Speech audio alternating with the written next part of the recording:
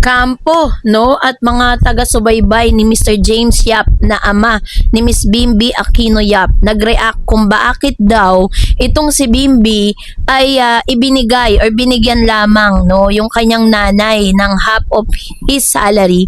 Bakit daw hindi nabigyan yung tatay nito? Kabay, meron nga bang karapatan?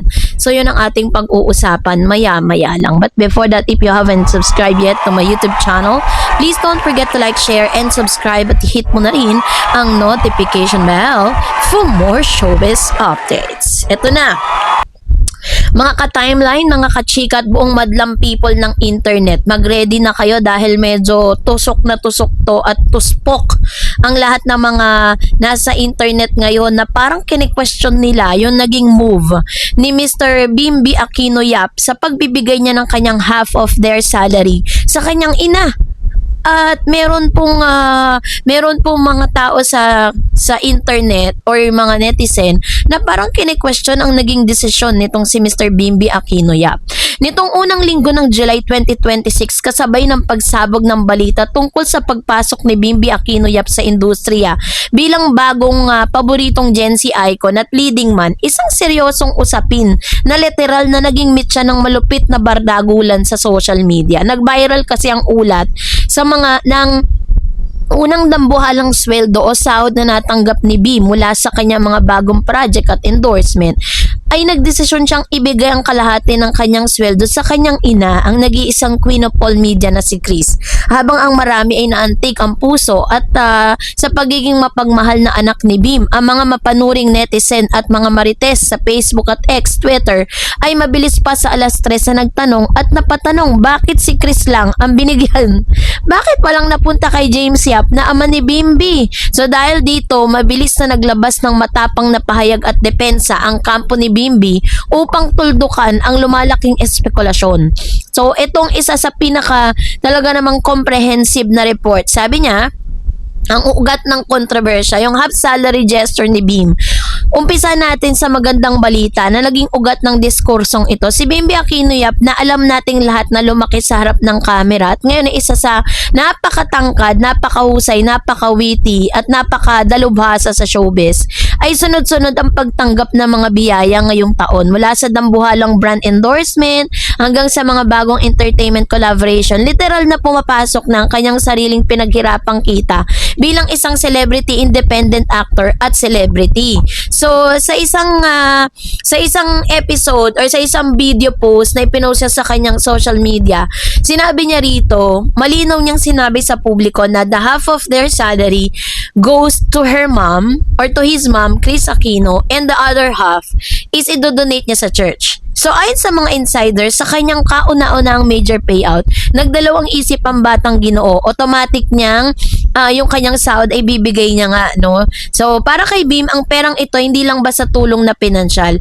Ito ay kumbaga parang dahil alam naman nating may sariling yaman si Chris. Kung ito'y isang simbolo ng filial piety o ang mataas na antas ng paggalang at pagbabalik loob sa isang anak sa magulang na nag-aruga sa kanya. Nang kumalat yung balitang ito sa YouTube at TikTok, maraming na-touch sa nasabing Bim, isang tunay na green flag na anak, pinalaking may takot sa Diyos, magalang at marunong lumingon sa pinanggalingan.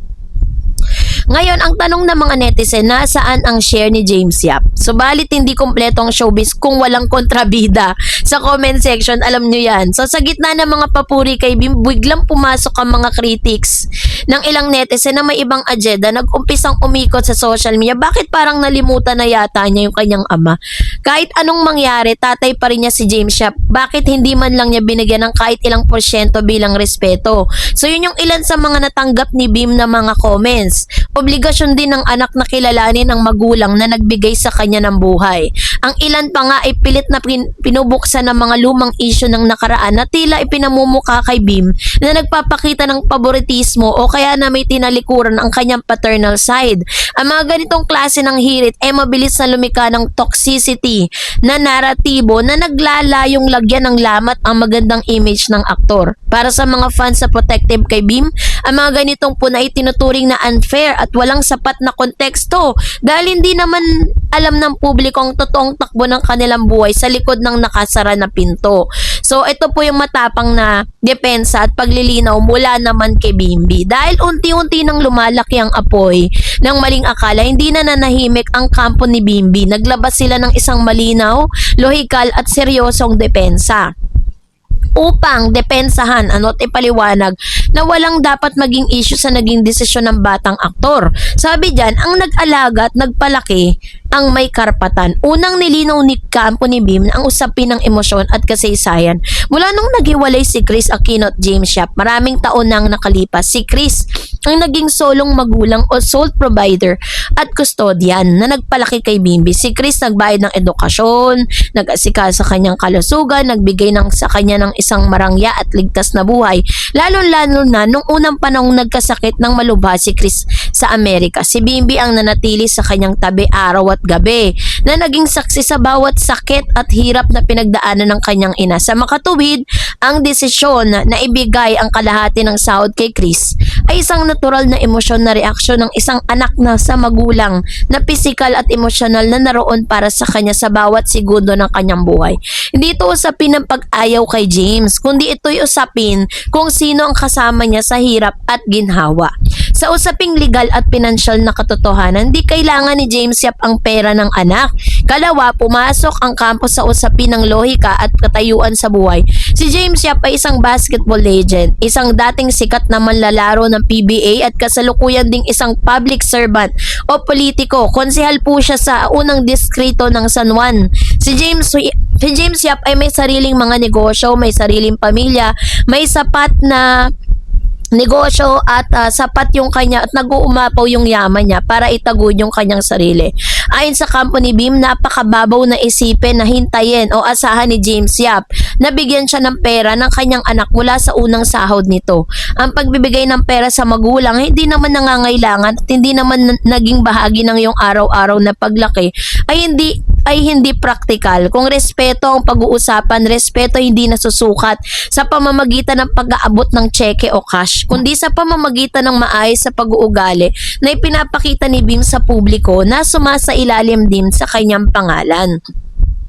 Sa usaping sustento, 'di ba? Bagamat hindi nais ng kampo na maghukay ng lumang legal na dokumento, hindi rin maiiwasan na maalala ng publiko ng mga nakaraang araw o nakaraang mga taon komplikadong issue patungkol sa child support o sustento. Sa ilalim ng batas, ang magulang ay may obligasyong magbigay ng sustento sa anak habang ito ay menor de edad pa at hindi baligtad sa setup. Dahil si Chris ang umako sa halos lahat ng aspeto ng pagpapalaki kay Bim ng walang ingay o anumang hinihinging tulong mula sa iba. So karapat-dapat lang naman sa sandaling magkaroon ng kanyang unang pasasalamat ay pumunta sa taong nagbuhos ng bilyong-bilyong pagmamahal at milyong-milyong piso para sa kanyang kinabukasan. Kaya naman kung titignan natin ang isyong ito sa modernong lens, 'di ba? So, ang ating henerasyon ay hindi naniniwala sa konsepto ng blind toxic positivity o pilit na pag-obliga sa isang anak na pantayan noong pagtrato sa dalawang magulang kung ang isa naman ay naging malayo, absent sa kanyang paglaki.